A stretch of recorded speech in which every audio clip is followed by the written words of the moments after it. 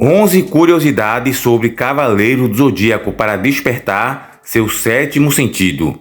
Cavaleiro do Zodíaco, para quem era criança na década de 90, foi o maior clássico e exemplo de anime de sucesso, nas condições de um desenho animado japonês mais popular transmitido na TV aberta brasileira, inicialmente na extinta TV Manchete. A franquia, criada originalmente nos mangás por Masami Kurumada, ainda hoje é reconhecida por suas posições de vanguarda.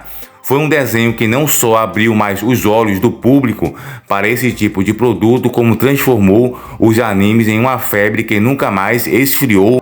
A estreia de Cavaleiro do Zodíaco aqui no Brasil foi no ano de 1994 e tantos anos depois algumas informações podem ter passado despercebidas ou ficado mal explicadas.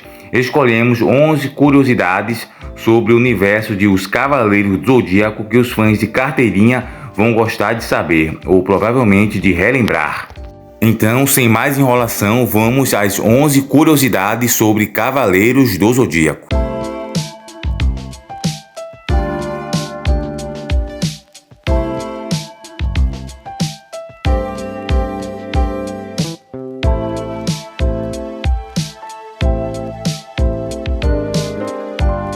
O mangá de Cavaleiro do Zodíaco foi lançado no Japão em janeiro de 1986 e não demorou muito para que a Toei Animation colocasse o anime no ar.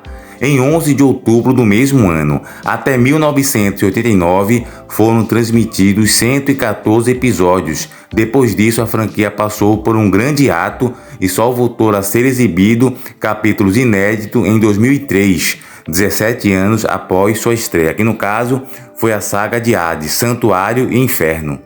Outra curiosidade é que os Cavaleiros de Bronze são todos meios irmãos.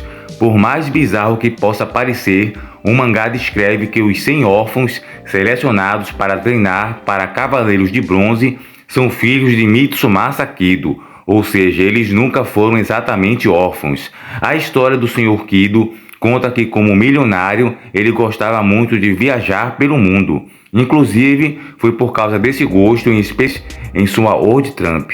Então tornou-se pai de tantas crianças. Ainda parece pouco provável, porém, foi exatamente isso que Masami Kurumada escreveu. Outra curiosidade é que os cavaleiros começam a trabalhar cedo, isso mesmo.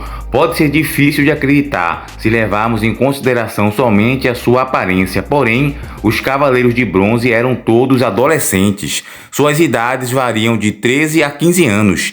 Esses meninos entram cedo na vida de trabalho, não é mesmo? Por exemplo, o caso de Shura de Capricórnio, o prodígio. Se já é esquisito pensar em como os Cavaleiros de Bronze foram escalados para lutar ainda na adolescência, veja esta situação. Quando Aiolus de Sagitário foi acusado de traição, Shura foi correndo atrás dele para não deixá-lo fugir. O Cavaleiro de Capricórnio tinha somente 10 anos de idade, porém, mesmo assim disparou golpes poderosos o suficiente para matar seu melhor amigo. Morra, Aiolus!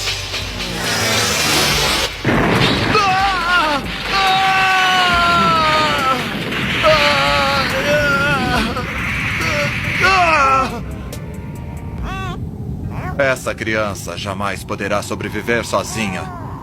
Então... Outra curiosidade é que os Cavaleiros de Aço têm desdobramentos diferentes no roteiro do anime. Por exemplo, enquanto Camus de Aquário é o mestre de yoga no mangá, no anime ele foi treinado pelo mestre Cavaleiro de Cristal, na região gelada da Sibéria. A saga de Asgard também nunca existiu nos quadrinhos, sendo produzida exclusivamente para a TV aberta. E diga-se de passagem, a saga de Asgard é uma ótima saga filler. Agora, garras do tigre negro! Seiya!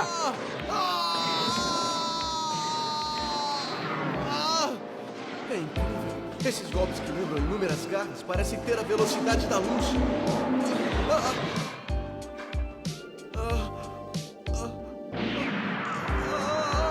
E falando na saga de Asgard, nós fizemos um vídeo aqui referente aos melhores momentos da saga de Hilda dipolares. Eu vou deixar aqui abaixo nos comentários fixado.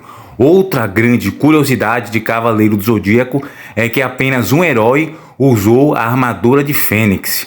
Um detalhe que muita gente não sabe é que Ikki foi o único cavaleiro de bronze que conseguiu ampliar seu cosmo ao ponto de usar a armadura de Fênix. Nem antes nem depois dele existiu outro cavaleiro com essa capacidade.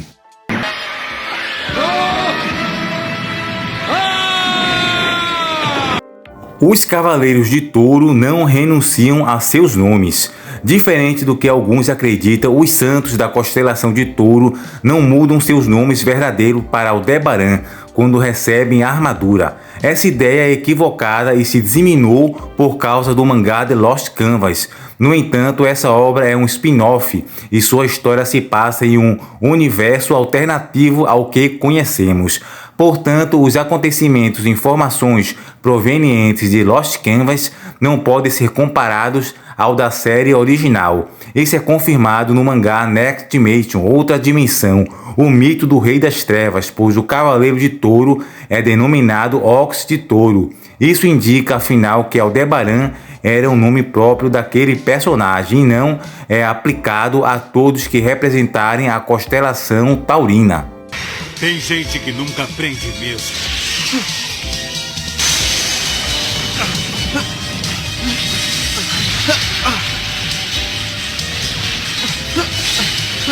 Eu vou vencê-lo! Tá perdendo o seu tempo. Meteoro de Pegasus!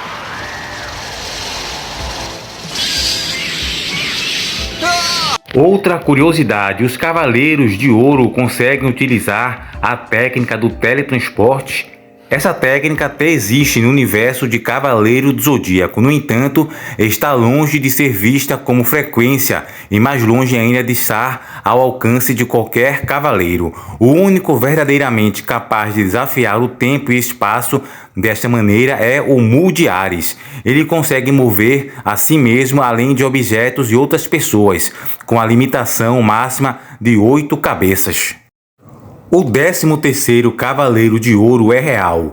Apesar de, em teoria, existirem apenas 12 casas zodiacais, em um passado distante, a casa de Serpentário era ativa e tinha seu cavaleiro que, inclusive, possuía um poder acima dos demais, considerado lendário.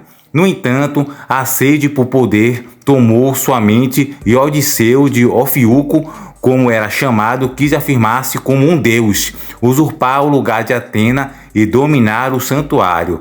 Ele foi destruído pelos outros deuses e dali em diante teve a memória de suas existências ocultadas e a posição de Cavaleiro do Serpentário foi extinta.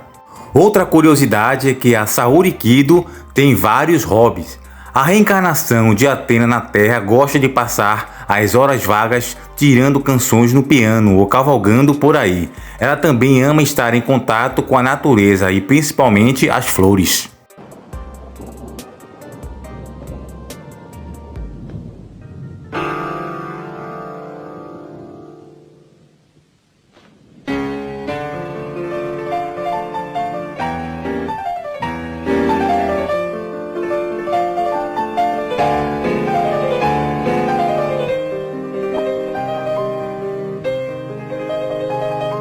Outra curiosidade é que Saga tem transtorno dissociativo de identidade. O distúrbio psicológico de Saga é revelado com todas as letras por Mu no volume 13 do mangá. Saga era um caso típico de dupla personalidade contra o Cavaleiro de Ares.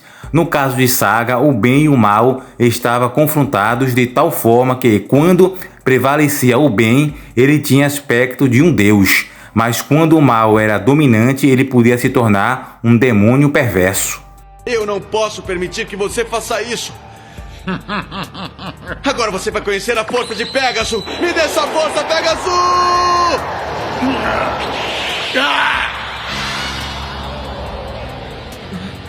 Armadura, venha cobrir o meu corpo! Já!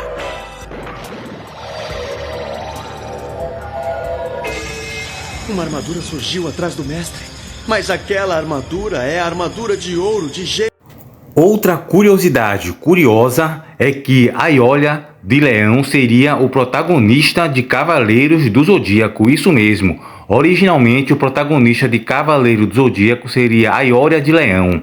O motivo disso é porque Kurumada ficou fascinado ao descobrir que uma chuva de meteoros passava pela constelação de Leão e queria que esse fosse o golpe principal do cavaleiro. No entanto, no meio do caminho ele mudou de ideia, decidiu que o protagonista da história e do mangá na verdade seria a constelação de Pégasus. Porém, Kurumada, pelo visto, estava mesmo obcecado com a ideia da chuva de meteoros. Então, ele transferiu a ideia desse golpe para o novo protagonista, o Seiya, resultando nos famosos meteoros de Pégaso. E sobre Aioria de Leão, o conceito dele ser protagonista foi reaproveitado anos mais tarde no mangá derivado Episódio G. Fazer com que não sinta mais dor na sua perna ferida. Muito obrigado, Aioria. Escute, há uma coisa importante que o Mu deve ter ensinado a você, que o verdadeiro Cosmo está no 7º sentido.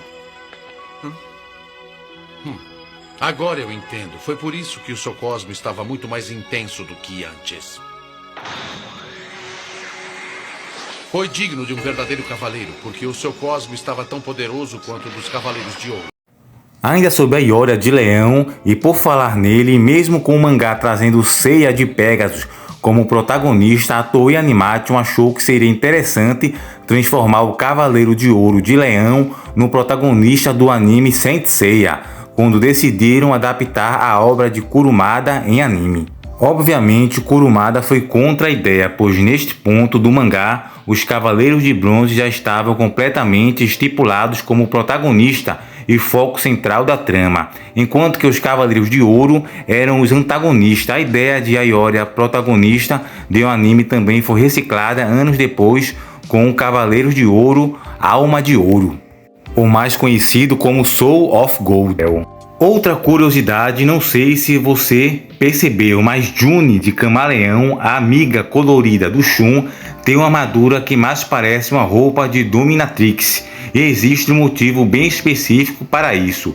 Acontece que Kurumada havia dado uma entrevista para uma revista adulta com teor sadomasoquista. Se chamava justamente June e prometeu ao entrevistador que iria criar uma personagem para homenagear a revista. E assim, algum tempo depois, surgia June de Camaleão, com seu chicote, seu visual de Dominatrix. E, aliás, vale citar que em sua primeira aparição no mangá, ela não usava roupa alguma por baixo da armadura, o que tornava todo o que tem ainda mais óbvio. No entanto, seja por imposição editorial ou pelo próprio Kurumada ter considerado que foi longe demais, o fato é que na versão encadenada ela redesenhou essa cena e June ganhou uma roupinha por baixo. Então, amigos otaku, chegamos mais ao final de um vídeo sobre Cavaleiros do Zodíaco e trouxemos aqui algumas curiosidades sobre este maravilhoso anime. Tem algum aqui que você não sabia, que foi alguma novidade para você? Deixa aqui abaixo nos comentários se você teve alguma novidade, algo de Cavaleiro do Zodíaco que foi dito neste vídeo que você não sabia, certo? Então terminamos aqui este vídeo com essas curiosidades. Vamos trazer mais vídeos sobre Cavaleiro do Zodíaco e o Yu Yu Hakusho também, sobre os melhores momentos da saga Três Reis, certo? E também sobre outros animes. Também vamos trazer aqui Toriko, Hunter x Hunter, One Piece, Jujutsu Kaisen, Demon Slayer e vários outros animes também do momento, certo? Então terminamos este vídeo por aqui e até o próximo encontro.